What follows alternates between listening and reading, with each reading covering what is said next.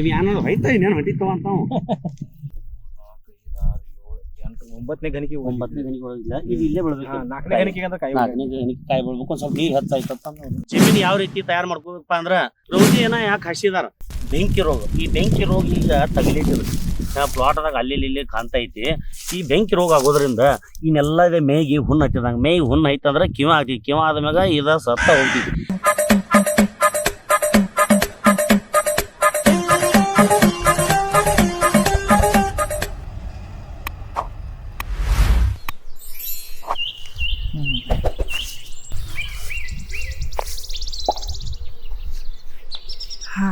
ಅಬಾ ಬಿಸಿಲು ಭಾಳ ಐತಿ. ಬ್ಯಾಸ್ಗಿ ದಿನ ಅಂದ್ಬಿಟ್ಟಿಗೆ ಒಂದ್ ಹಣ್ಣು ಎಲ್ಲಾರ್ಗು ನೆನಪು ಬರ್ತೀವಿ. ಯಾವ್ದಂತೀರಿ? ಕಲ್ಲಂಗಡಿ. ಸೊ ಅದಕ್ಕಾಗಿ ಬಹಳಷ್ಟು ರೈತರ ಕಲ್ಲಂಗಡಿ ಹಣ್ಣನ್ನ ಬೆಳಿತಾರು.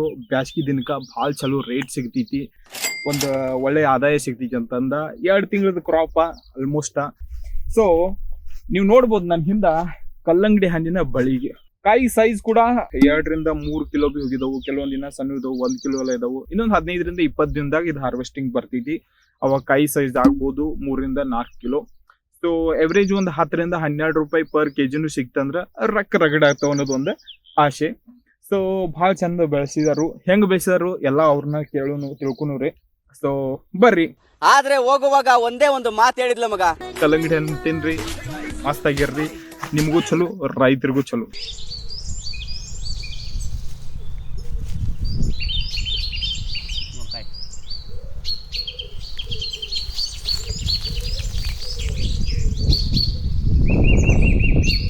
ನಮಸ್ಕಾರ ಎಲ್ಲ ರೈತರಿಗೆ. ಇವತ್ತು ನಾವು ಒಂದು ಹೊಸ ಬೆಳೆಯನ್ನ ಪರಿಚಯ ಮಾಡಕ್ ಕೊಡಾಕದೀವು. ಇದು ಕಲ್ಲಂಗಡಿ ಬೆಳೆ. ಈಗ ಮೊದಲಿಗೆ ಜಮೀನು ಯಾವ ರೀತಿ ತಯಾರು ಮಾಡ್ಕೋಬೇಕಪ್ಪ ಅಂದ್ರ, ಈಗ ರೆಂಟೆ ಕುಂಟೆ ಹೊಡೆದ ಅದಕ್ಕೆ ಒಂದು ಎಕರೆಗೆ ಸುಮಾರು ಒಂದು 7-8 ಡಬ್ಬಿ ನಾವು ಪಟ್ಟಿಗೆ ಗೊಬ್ಬರ ಕೊಡ್ಬೇಕು. ಅಂದ್ರೆ ಸಗಣಿ ಕತ್ತ ಕೊಟ್ಟ ಮ್ಯಾಗ ಅಲ್ಲೆಲ್ಲ ರೂಟ್ರ್ ಮತ್ತೊಂದ್ಸಲ ರೂಟ್ರ್ ಎಲ್ಲ ಮಾಡಿ 4 ಫೂಟದಂತೆ ನಾವು ಬೆಡ್ ತಯಾರು ಮಾಡ್ಕೋಬೇಕು. ಬೆಡ್ ತಯಾರಾದ ಮ್ಯಾಗ ಅದ್ರ ಮ್ಯಾಗ ಮಲ್ಚಿಂಗ್ ಪೇಪರ್ ಭಾಳ ಮುಖ್ಯ ಐತಿ. ಯಾಕಂದ್ರೆ ಇದ್ರಾಗ ಕಸ ಬರೋದು ಭಾಳ ಸಾಧ್ಯತೆ ಐತಿ. ಅದನ್ನ ಕಸ ಕೀಳಾಕ ಸಾಕಷ್ಟು ನಾವು ಆಳುಗಳ ಪಗಾರ ಎಲ್ಲ ಹೋಗ್ತೈತಿ. ಅದಕ್ಕೆ ವೆಚ್ಚನ್ಯಾಗ ಮಲ್ಚಿಂಗ್ ಪೇಪರ್ದಿಂದ ಭಾಳಷ್ಟು ಉಪಯುಕ್ತ ಐತಿ. ಅದೇ ರೀತಿ ಮತ್ತೆ ಮಲ್ಚಿಂಗ್ ಪೇಪರ್ ಮಾಡಿ ಇವ್ರು ಏನ್ ಮಾಡಿದಾರ ಅಂದ್ರ ಇಲ್ಲಿ ಮತ್ತೆ ರೌಂದಿ ಹಾಸಿದಾರ. ರೌಂದಿ ಯಾಕೆ ಹಾಸಿದಾರ ಅಂದ್ರ ಅಲ್ಲಿ ಮತ್ತೆ ಕಸ ಕಡ್ಡಿ ಬರಂಗಿಲ್ಲ. ಮತ್ತೆ ಕಾಯಿಗಳು ಅದ್ರ ಮ್ಯಾಗ ಬಿದ್ದ ಮ್ಯಾಗ ಕಾಯಿ ಯಾವ ರೀತಿ ಒಂದು ಕೀಟ ಬಾಧೆ ಇಂಥದ್ದು ಏನೂ ಹತ್ತಂಗಿಲ್ಲ. ಈಗ ಸುಮಾರು 1 ಎಕರೆ ಬಸವರಾಜ್ ಮಗ್ದುಮ್ ಇವ್ರ ಪ್ಲಾಟ್ ಐತಿ. ಇಲ್ಲಿ ಅಗಲ್ಕ 4 ಗಿಡದ ಗಿಡಕ್ಕೆ 2 ಫೂಟ. ಈ ಪ್ರಕಾರದಾಗ ಇವ್ರಿಗೆ 4830 ಬೀಜ ಹದ್ದವು. ಇವ್ರು ಬೀಜನ ಹಾಕಿದವರು. ಇನ್ನು ಉಳಿದ ಜನ ಏನ್ ಮಾಡ್ತಾರ, ಸಸಿ ಹಚ್ತಾರು. ಅವು ನರ್ಸರಿಯಾಗ ತಯಾರದ್ದು. ಅವು 2 ರೂಪಾಯಿ 20 ಪೈಸೆ 2 ರೂಪಾಯಿಗೆಲ್ಲ ಸಿಗ್ತಾವು. ಆದ್ರೆ ಆ ಟೈಮಲ್ಲಿ ಇವ್ರಿಗೆ ಸಿಗದಿಲ್ಲ. ಹಿಂಗಾಗಿ ಅವ್ರು ಬೀಜ ತಂದು ಹಾಕಿದವರು. ಸಿಜಂಟಾ ಕಂಪನಿ ಅದ, ಶುಗರ್ ಕ್ವೀನ್ ಅಂತಂದ. ಇಪ್ ನೋಡ್ಬೋದು ನಾವು ಯಾವ ಪ್ರಕಾರ ಮಸ್ತ್ ಐತಿ, ಕಾಯಿ ಆಗತಿ. ಅದರಿಂದ ಕೂಡ ಚಲೋ ಬಂದೈತಿ ಅಂತ ನಾ ಹೇಳಕ್ ಇಷ್ಟಪಡ್ತೇನು. ಮತ್ತೊಂದಂದ್ರ ಇದ್ರಾಗ ತಳಿಗಳ ಚೂಸ್ ಮಾಡ್ಕೋದು ಭಾಳ ಮಹತ್ವ ಐತಿ. ಈ ನಮ್ಮ ಭಾಗದಾಗ ಯಾವ್ದು ನಡಿತೈತಿ, ಯಾಕಂದ್ರೆ ಬಹಳಷ್ಟು ಅದ್ರಾಗ ತಳಿ ಅದಾವು. ಇದು ಹೆಚ್ಚಿಗೆ ಮಾರ್ಕೆಟ್ ಇದು ಚಲೋ ಐತಿ. ಅದಕ್ಕೆ ನಾವು ಇದು ಶುಗರ್ ಕ್ವೀನ ಇದನ್ನ ತಳಿನ ಆಯ್ಕೆ ಮಾಡ್ಕೊಂಡಿವು. ಆ ರೈತರು ಎಲ್ಲರೂ ಗಮನ ಕೊಡ್ಬೇಕು. ನೀವು ನರ್ಸರಿಯಾಗ ಸಸಿ ತಯಾರು ಮಾಡಿ ಹಚ್ಚಿರೂ ಪರವಾಗಿಲ್ಲ. ಆದ್ರೂ ಕೂಡ ನಾವು ಯಾವ ತಳಿ ಆಯ್ಕೆ ಮಾಡ್ಕೊಂಡಿವು, ಸಸಿ ಯಾವ ರೀತಿ ಐತಿ ಅದನ್ನ ಪೈಲ ಚಲೋದಾಗ ನೋಡ್ಕೋಬೇಕು. ಯಾಕಂದ್ರೆ ಇದಕ್ಕೆ ಸಸಿಯಲ್ಲಿ ತಯಾರಾದ ಮ್ಯಾಗ ಒಂದೊಂದು ನಸದ್ ಹೋಗುವಂತ ಸಾಧ್ಯತೆ ಇರ್ತೈತಿ. ಹಿಂಗಾಗಿ ರೈತ ಭಾಳ ಕೆಟ್ಟ ಲುಸ್ಕಾನ್ದಾಗ ಬರ್ತಾ. ಅದಕ್ಕೆ ನಾವು ಸಸಿ ಭಾಳ ಆಯ್ಕೆ ಮಾಡೋದು ಮಹತ್ವ ಐತಿ. ಇಳುವರಿ ಬಗ್ಗೆ ನಾವು ಮಾತಾಡ್ಬೇಕಾಗ್ತೈತಿ. ಇಳುವರಿ 20 ರಿಂದ 1 ಎಕರೆಗೆ ಒಂದು 30 ಟನ್ ನಾವು ತೆಗಿಬೋದು. 30 ಟನ್ ತೆಗಿಬೋದು. ಆದ್ರೆ ರೇಟ್ ಮ್ಯಾಗ ಡಿಪೆಂಡ್. ಯಾವಾಗ 10 ರೂಪಾಯಿ 15 ರೂಪಾಯಿ, ಈಗ ರೇಟ್ ಐತಿ 15 ರೂಪಾಯಿ 20ಗೆ ಭೀ ಹೋಗ್ತೈತಿ. ಸೀಸನ್ ವೈಸ್ ಹಂಗೆ ಇರ್ತೈತಿ ಅದು. ಆದ್ರೆ ಒಂದೊಂದು ಸಲ ಲಾಸ್ನು ಆಗ್ತೈತಿ. ಯಾಕಂದ್ರೆ ಕಳೆದ 4 ವರ್ಷದಿಂದ ನಾವು ಒಂದು ಪ್ಲಾಟ್ ಮಾಡಿದ್ದು. ಅದಕ್ಕೆ 4 ರೂಪಾಯಿ 5 ರೂಪಾಯಿಗೂ ಯಾರು ಕೇಳಿಲ್ಲ. ಈ ರೈತರ ಗೋಳ ಇಷ್ಟೇ ಐತಿ. ಆದರೂ ಕೂಡ ನಾವು ಪ್ರಯತ್ನ ಮಾಡಾಕಬೇಕು. ಈಗಿನ ವಾತಾವರಣ ಲೆಕ್ಕಲೆ ನೋಡ್ರೆ ಕಲ್ಲಂಗಡಿಗೆ ಜಾಸ್ತಿ ಮಂದಿ ಒಲವು ಹೆಚ್ಚು ಪಟ್ಟೈತಿ. ಜ್ಯೂಸ ಇನ್ನಿತರದ. ಯಾಕಂದ್ರೆ ಮೊದಲು ಇದು ಬರೇ ಕಲ್ಲಂಗಡಿ ಅಂದ್ರೆ ಮಾರ್ಚ್ ಏಪ್ರಿಲ್ ಮೇ ಇಷ್ಟ 3 ತಿಂಗಳು ನಡೀತೈತಿ. ಅದು 3 ತಿಂಗಳು ಅಷ್ಟ ಈ ಜನ ತಿಂತಿದ್ದು. ಆದ್ರೆ ಈಗ ನಿನ್ಗೆ ಹೇಳ್ತೇನೆ 12 ತಿಂಗಳು ಎಲ್ಲ ಕಡೆ ಈ ಮಾರ್ಕೆಟ್ದಾಗಿ ಕಲ್ಲಂಗಡಿ ಸಿಗೈತಿ. ಹೊರೈಟಿನೂ ಭಾಳ ಬಂದವು. ನಾವು 12 ತಿಂಗಳು ಕಲ್ಲಂಗಡಿ ಬೆಳಿಬೋದು. ಮತ್ತು ನಾವು ಡಿಸೆಂಬರ್ದಾಗ ಯಾರು ಮಾಡಿದಾರೋ ಅವ್ರಿಗೆ ಜರ ಜಾಸ್ತಿ ರೇಟ್ ಹತ್ತೈತಿ. ಮತ್ತು ಜರ ಯಾರು ಲೇಟಾಗಿ ಮಾಡಿದಾರಲ್ಲ ಅವ್ರಿಗೆ ರೇಟ್ ಕಮ್ಮಿ ಹಚ್ಚೋ ಸಾಧ್ಯತೆ ಐತಿ. ಮತ್ತೊಂದು ಇದಕ್ಕೆ ಏಪ್ರಿಲ್ ಮೇದಾಗ ನಮ್ಗೆ ಏನಾಗ್ತೈತಿ, ಅಡಮಳಿ ಬರ್ತಾವೆ. ಅಡಮಳಿ ಬಿದ್ದ ಮ್ಯಾಗ ಅವಾಗ ಟೈಪಿಗೆ ಅರಗಲ್ ಬಿದ್ದು ಅಂದ್ರೆ ಅವಾಗ ರೈತ ಲುಸ್ಕಾನ್ದಾಗ ಹೋಗಿ ಸ್ಟಾರ್ಟ್ ಮಾಡ್ತಾ. ಅದಕ್ಕೆ ಜಾಸ್ತಿ ಡಿಸೆಂಬರ್ಗೆ ಅವಾಗ ಥಂಡಿ ಇರ್ತೈತಿ ಆದರೂ ಮಾಡಕ್ಕೆ ಬರಂಗಿಲ್ಲ. ಆದರೂ ರೈತ ಇದು ಈ ಪ್ಲಾಂಟೇಶನ್ ಇಟ್ಟು ಗ್ರೋತ್ ಸ್ವಲ್ಪ ಕಮ್ಮಿ ಆಗೈತೆ ಅಂದ್ರೆ ಇದಕ್ಕೆ ಕಾರಣ ಡಿಸೆಂಬರ್ದಾಗ ಪ್ಲಾಂಟೇಶನ್ ಮಾಡಿದ್ರು. ಚಳಿಗಾಲ ಇರೋದ್ರಿಂದ ಒಂಥರ ಇಳುವರಿ ಕಮ್ಮಿ ಬರ್ತೈತಿ, ಆದ್ರೆ ರೇಟ್ ಜಾಸ್ತಿ ಸಿಗ್ತೈತಿ. ನಾವು ಹಿಂಗೆ ಇರ್ತೈತಿ ಅಂತ ಹೇಳಕ್ಕೆ ಬರಂಗಿಲ್ಲ. ಆದರೂ ಕೂಡ ನಾವು ಪ್ರಯತ್ನ ಮಾಡೋ ಪೈಕಿ ಯಾವ್ದು ಬೆಳೆ ಮಾಡ್ತೀರಿ ಮಾಡ್ರಿ, ನಾವೆಲ್ಲ ಪ್ರಯತ್ನ ಮಾಡಿಸು ಯಾವುದೂ ಆಗಂಗಿಲ್ಲ. ಟೊಮೆಟೊ ಆದ್ರೂ ಹಂಗೆ, ಇನ್ನು ಉಳಿದ ಕಾಯಿಪಲ್ಲೆ ಆದ್ರೂ ಯಾವಾಗ ರೇಟ್ ಸಿಗ್ತಿ ಇದೆಲ್ಲ ಹೆಂಗೈತಿ ಲಾಟ್ರಿ ಇದ್ದಂಗೆ, ಇದು ಮಟ್ಕ ಇದ್ದಂಗೆ.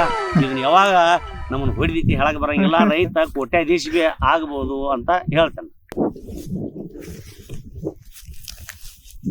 ಮತ್ತೊಂದಂದ್ರೆ ನಾವು ಏನು ವಿಜ್ಞಾನಿ ಅಲ್ಲ, ಆದರೂ ಕೂಡ ಭಾಳ ಥೋಡೆ ಇದ್ರದ ಬಗ್ಗೆ ಎಲ್ಲ ಮಾಹಿತಿ ನಮಗೆ ನಾವು ಸಣ್ಣಾಗಿರ್ತಂದ ಈ ಜಮೀನದಾಗೆಲ್ಲ ಕೆಲಸ ಮಾಡ್ಕೋತ ಬಂದೇವನ್ನ ಮಾಹಿತಿ ಐತಿ. ಎಷ್ಟು ಸಾಧ್ಯ ಇಟ್ಲ ಅಟ್ಟ ನಾವು ರೈತರಿಗೆ ಮಾಹಿತಿ ಕೊಡ್ಕೋತಿರ್ತೀವಿ. ನೀವು ಅಣ್ಣವ್ರ ಮಾತಾ ಇವೇನು ವಿಜ್ಞಾನಿ ಏನು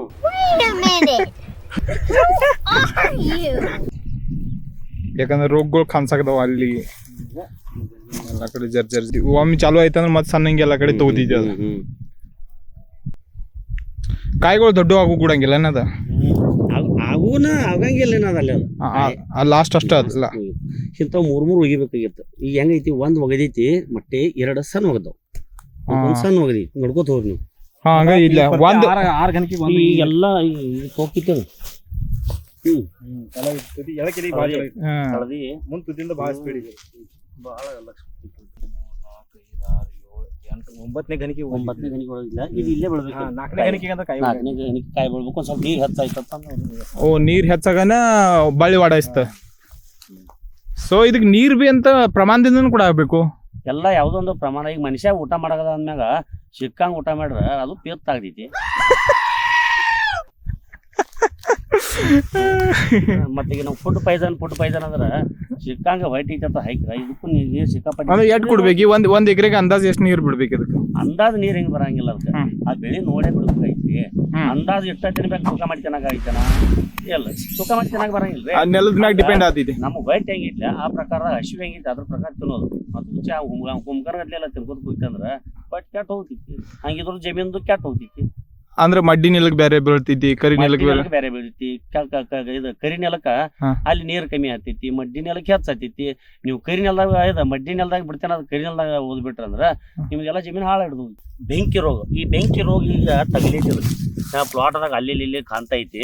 ಈ ಬೆಂಕಿ ರೋಗ ಆಗೋದ್ರಿಂದ ಇನ್ನೆಲ್ಲ ಇದೆ ಮೇಗಿ ಹುಣ್ಣು ಹತ್ತಿದಂಗೆ. ಮೇಗಿ ಹುಣ್ಣು ಐತಂದ್ರೆ ಕಿವ ಆಗ್ತೈತಿ. ಕಿವ ಆದ್ಮ್ಯಾಗ ಇದು ಸತ್ತ ಹೋಗ್ತೈತಿ. ಹಿಂಗಾಗಿ ಇದಕ್ಕೆ ಮೊದಲು ನಾವು ಟ್ರೀಟ್ಮೆಂಟ್ ತೊಗೋಬೇಕಾಗಿತ್ತು. ಇದಕ್ಕೆ ನಾವು ಫಂಗಿಸೈಡ್ ಹೊಡಿಬೇಕಾಗ್ತೈತಿ. ಮತ್ತು ಇದು ಆಗೋದ್ರಿಂದ ಇವು ಕಾಯಿಗಳು ಏನದಲ್ಲ ಇವು ಕಾಯಿ ಸಂಖ್ಯೆ ಇವಂತೂ ಕಾಯಿ ಬರಕ್ಕೆ ಸಿಕ್ಕಿಲ್ಲ. ಯಾಕಂದ್ರೆ ಇದು ನೋಡಿದ್ವಿ ಈ ಕಾಯಿ ಬರಕ್ಕೆ ಸಿಕ್ಕಿಲ್ಲ. ಇದಂತೂ ದೊಡ್ಡದಾಗೈತಿ. ಇದನ್ನ ದೊಡ್ಡದಾಗೂ ಕೊಡಂಗಿಲ್ಲ. ಅದಕ್ಕೆ ನಾವು ಈಗ ತಾಬಡ್ ತೋಬಡ ಇದಕ್ಕೊಂದು ಔಷಧ ನಾವು ತೊಗೋಬೇಕಾಯ್ತು ಫಂಗಿಸೈಡ್. ಈಗ ಇದಕ್ಕೆ ಕೀಟ ಬಾಧೆ ಆ ರೋಗ ಅದನ್ನು ಕಂಟ್ರೋಲ್ ಮಾಡ್ಬೇಕಾಯ್ತಿ. ನಾವೆಲ್ಲ ಕಲ್ಲಂಗಡಿ ಮಾಡಿದೇವ ತಂದು ಮನ್ಯಾಗ ಕೂತ್ರೆ ಅದು ಕೆಲಸ ಆಗಂಗಿಲ್ಲ, ಎಲ್ಲ ಹಳ್ಳಾಡ್ದು ಹೋಗ್ತೈತಿ. ಅದಕ್ಕೆ ಕೀಟ ಬಾಧೆ ಯಾವ ರೀತಿ ನಿರ್ವಹಣೆ ಮಾಡ್ಬೇಕು ರೈತರ ಮೊದಲು ನಾವು ಅದನ್ನು ಪೈಲ ನೋಡ್ಕೋಬೇಕು. ಯಾಕಂದ್ರೆ ಫಸ್ಟ್ ಮುಖ್ಯವಾಗಿ ನಾವು ರೋಗ ನಿರ್ವಹಣೆ ಯಾವ ರೀತಿ ಮಾಡ್ಬೇಕು. ಕೀಟ ಬಾಧೆಗಳು ಫಸ್ಟ್ ಅಟ್ಯಾಕ್ ಮಾಡ್ತಾವೆ. ನಾವು ಈ ರೋಗ ಕಂಟ್ರೋಲ್ ಮಾಡ್ಲಂದ್ರೆ ನಿಮ್ಮ ಕಲ್ಲಂಗಡಿ ಹಾಕಿ ಮನ್ಯಾಗ ಕೂತ್ರಂದ್ರೆ ಎಲ್ಲನ ವೇಸ್ಟ್ ಸಾಲ ಆಗಿ ಹೋಗ್ತೈತಿ. ಅದಕ್ಕೆ ಮೇನ್ ಏನೈತಿ ಇದನ್ನ ಕೀಟ ರೋಗ ನಿರ್ವಹಣೆ ಯಾವ ರೀತಿ ಮಾಡ್ಬೇಕು ಮೊದಲಿಂದ ಪ್ರಿಪರೇಷನ್. ಇದಕ್ಕೊಂದು 2-3 ರೋಗ ಬರ್ತಾವೆ. ಇದಕ್ಕೆ ಮೊದಲು ಹಚ್ಚಿದ ಮ್ಯಾಗ ಜಿಗಿ ಒಂದು ಬರ್ತೈತಿ. ಅಂತ ಜಿಗಿ ಅಂದ್ರೆ ತಂಬಾಕು ಜಿಗಿ ಇರ್ತಿದ್ಲ ಆ ಜಿಗಿ ಬರ್ದೈತಿ. ಅದು ನಾವು ಆನ್ ದಿ ಸ್ಪಾಟ್ ನೋಡಿದ್ವು ಚಲೋ, ಇಲ್ಲಪ್ಪ ಅಂದ್ರೆ ಪೂರ್ತಿ ಫಡಾನು ಹೋಗ್ತೈತಿ. ಅದಕ್ಕೆ ನಾವು ಅದಕ್ಕೆ ಇಮಿಡಾಕ್ಲೋರೋಫ್ರೈಡ ಇಂಥ ಅಶಾಟಾಪ ಕ್ಲೋರೋಪಾರಿಪಾಸ ಇಂಥ ಯಾವುದೋ ಒಂದು ಸ್ಪ್ರೇ ತೊಗೊಂಡ್ರೆ ಭಾಳ ಅಗದಿ ಜಲ್ದಿ ಅದು ಕೂಡ ಕಂಟ್ರೋಲ್ ಆಗ್ತೈತಿ. ನೆಕ್ಸ್ಟ್ಪ ಅಂದ್ರೆ ಬೆಂಕಿ ರೋಗ ಅಂದ್ರೆ ಫಡ ಎಲ್ಲ ನಿಮ್ಮ ಕಾಯಿ ದೊಡ್ಡನೂ ಆಗಂಗೆ ಕೊಡಂಗಿಲ್ಲ. ಅದು ಭಾಳ ಆದ್ರೆ ಒಂದು ಅರ್ಧ ಕೆಜಿ 1 ಕೆಜಿ ಒಳಿಕ ಕಾಯಿ ಆಗ್ತೈತಿ. ಯಾಕೆ ಆಗ್ತೈತಿ? ಅದು ತಪ್ಪಲಿಗೆ ಹಿಡಿದು ಬಿಡ್ತೈತಿ. ಹಿಂಗಾಗಿ ಅದ್ರ ಶರೀರ ಒನ್ಕೋತ ಹೋಗಿಬಿಡ್ತೈತಿ. ಹಿಂಗಾಗಿ ಅದನ್ನು ಕಂಟ್ರೋಲ್ ಮಾಡ್ಬೇಕಾದ್ರೆ ಅದಕ್ಕೂ ಇದಾವು ಸಾಕಷ್ಟು ಪ್ರಮಾಣದಾಗ ಔಷಧವು 22 ಟನ್ ಎಕ್ಟ್ರಾ M45 ಈ ಥರ ಎಲ್ಲ ಇದಾವು.